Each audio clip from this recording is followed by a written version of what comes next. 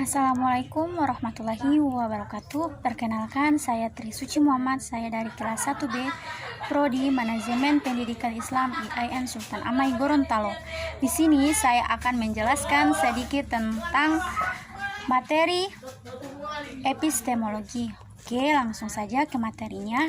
Berbicara tentang filsafat ilmu, pasti akan menjumpai istilah epistemologi, sebab manusia tidak hanya memerlukan kebutuhan pokok saja, akan tetapi manusia juga memerlukan informasi untuk mengetahui keadaan di lingkungan sekitar mereka. Dalam upaya untuk memperoleh informasi, manusia seringkali melakukan komunikasi ataupun cara-cara lain yang bisa digunakan. Salah satu informasi yang dapat dilakukan dari komunikasi adalah pengetahuan. Pengetahuan yang sangat diperlukan bagi kehidupan manusia karena dapat memberikan manfaat yang sangat besar bagi kehidupan.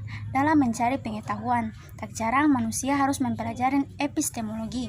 Epistemologi juga disebut sebagai teori pengetahuan karena mengkaji seluruh tolak ukur ilmu manusia, termasuk ilmu logika dan ilmu-ilmu manusia yang bersifat jamblang, merupakan dasar atau pondasi segala ilmu dan pengetahuan.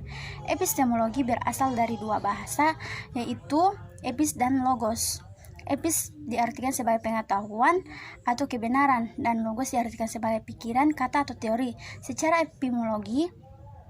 epistemologi dapat diartikan sebagai teori pengetahuan yang benar, dan lazimnya hanya disebut teori pengetahuan, yang dalam bahasa Inggrisnya theory of knowledge.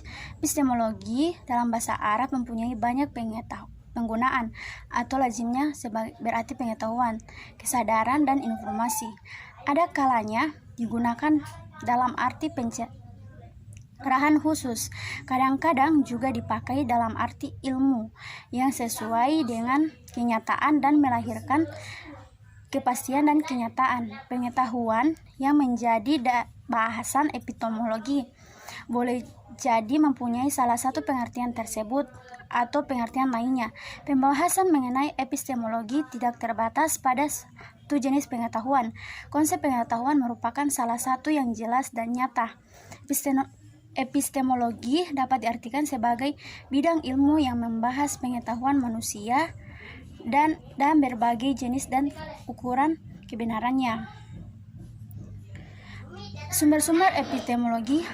Yang pertama, alam sebagai epistemologi.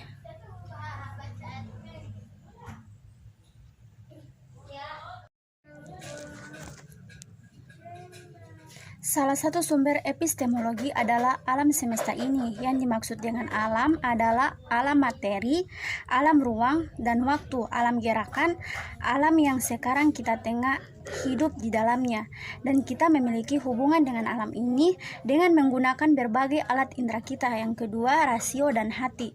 Rasio dan hati adalah dua sumber lain epistemologi. Sumber yang lain yang masih perlu dibahas adalah masalah kekuatan rasio dan pikiran manusia.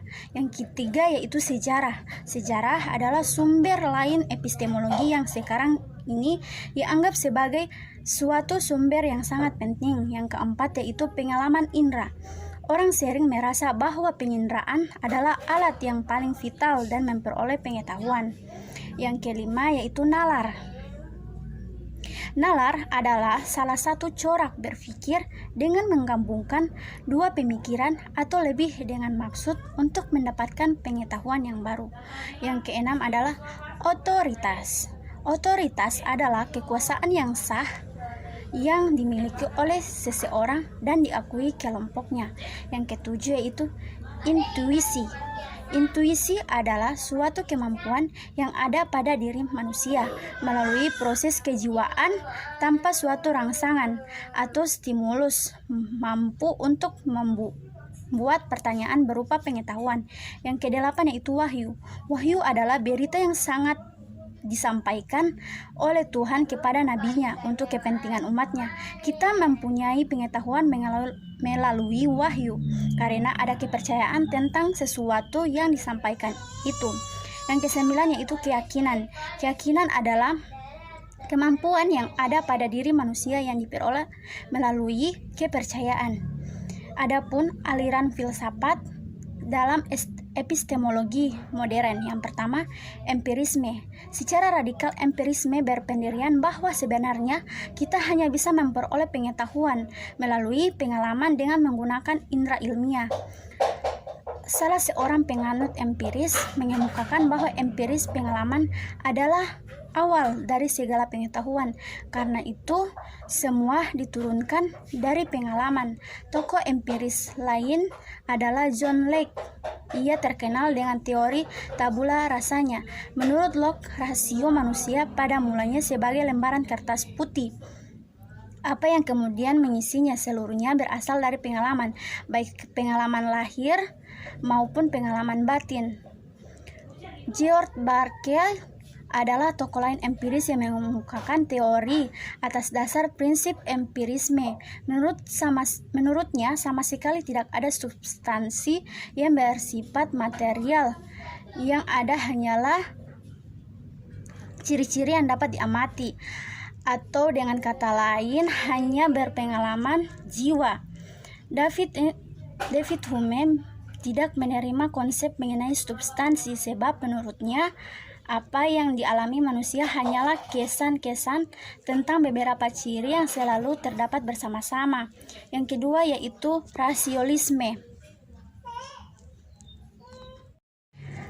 Penganut rasionalisme berpandangan bahwa ia dapat dicapai dengan menggunakan akal budi sebagai sumber utama. Hal ini didasarkan pada pandangan bahwa pada dasarnya pengetahuan adalah suatu sistem dedukatif yang dapat dipahami secara rasional dengan ukuran kebenaran adalah konsistensi logis. Penganut rasionalisme meyakini bahwa metode rasional yang dedukatif dan rasional matematis dan inferensial dapat digunakan untuk mencapai pengetahuan. Yang ketiga, kritisisme. Kritisisme adalah suatu aliran filsafat yang ada pada epistemologi berupa menunjukkan jalan untuk mencapai pengetahuan tanpa harus terjebak dalam ekstrim empirisme dan rasionalisme. Menurut Kant, memang benar bahwa kita punya pengalaman indera, tapi samanya benar juga bahwa kita mempunyai pengetahuan yang menghubungkan hal-hal tersebut yang untuk menyampaikannya kita harus keluar menembus pengalaman. Bagi Kant, pengetahuan manusia pada dasarnya terjadi atas unsur a posteriori atau sesudah pengalaman dan a priori atau mendahului pengalaman. Sekian dari saya, wabillahi taufik wal hidayah. Wassalamualaikum warahmatullahi wabarakatuh.